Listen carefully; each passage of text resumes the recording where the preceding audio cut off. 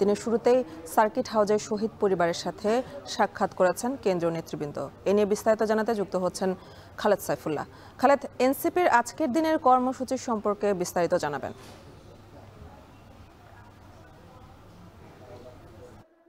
এনে 24তম দিনে এনসিপির পদযাত্রা ব্রাহ্মণবাড়িয়া সার্কিট হাউস থেকে শুরু হয়েছে। কিছুক্ষণ আগে এখানে শেষ সার্কিট হাউস থেকে মুক্তমঞ্চে পদযাত্রা শেষ হয়ে এখানে কিন্তু সমাবেশে যোগ দিয়েছেন এনসিপির শীর্ষ নেতৃবৃন্দ। গত 2 দিন কিন্তু প্রোগ্রামগুলোতে আমরা নাহিদ ইসলাম, আক্তার হোসেন এবং তাসনিম জারাকে আমরা উপস্থিত পাইনি। আজকের ব্রাহ্মণবাড়িয়ার সমাবেশে কিন্তু তারা উপস্থিত রয়েছেন এবং ব্রাহ্মণবাড়িয়াতে তাদের আগমনে কিন্তু নেতা কর্মীদের মধ্যে বেশ উচ্ছ্বাস আমরা দেখতে পাচ্ছি। তার আগে সকালে সার্কিট হাউজে শহীদ পরিবারের সাথে তারা সাক্ষাৎ করেন। সেখানে 24 জুলাই আন্দোলনে 22টি পরিবার, শহীদ পরিবারের সদস্যরা সেখানে উপস্থিত ছিলেন। নাহিদ ইসলাম এবং আক্তার হোসেন তাদের সাথে কথা বলেন এবং তারপর সেখান থেকে জামিয়া ইসলামিয়া ওসমানিয়া মাদ্রাসায় হেফাজতে ইসলামের নেতৃবৃন্দের সাথে সাক্ষাৎ করেন দলটির সদস্য সচিব এবং উত্তরাঞ্চলের মুখ্য সংগঠক সার্জিস আলম।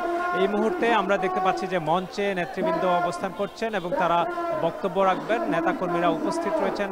বেশ উচ্ছ্বাস উদ্দীপনার মধ্য দিয়ে কিন্তু ব্রাহ্মণবাড়িয়াতে এনসিপির আজকের এই সমাবেশ আমরা দেখতে পাচ্ছি যে বিপুল পরিমাণ শিক্ষার্থীদের সংখ্যাই আমরা এখানে বেশি লক্ষ্য করছি এবং মাদ্রাসার শিক্ষার্থীরাও কিন্তু প্রচুর পরিমাণে এই সমাবেশে যুক্ত হয়েছেন।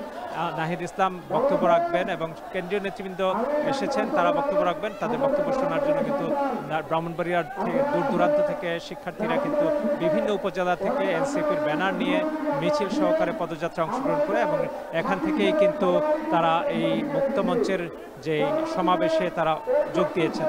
তো সমাবেশ এখানে চলছে। সমাবেশ শেষে ব্রাহ্মণবাড়িয়ার সমাবেশ শেষে কিন্তু তারা হবিগঞ্জের উদ্দেশ্যে রওনা হবেন। এখন আমরা দেখতে পাচ্ছি যে মঞ্চে নেতৃবৃন্দ বক্তব্য রাখছেন এবং এখানে সমাবেশ শেষে কিন্তু তারা ব্রাহ্মণবাড়িয়া বিশ্ব রোডে আরও ছোট একটি পথসভায় তারা দাঁড়াবেন, সেখানে কথা বলতে পারেন এবং তারপরে ব্রাহ্মণবাড়িয়া থেকে তারা হবিগঞ্জের উদ্দেশ্যে তারা যাবেন।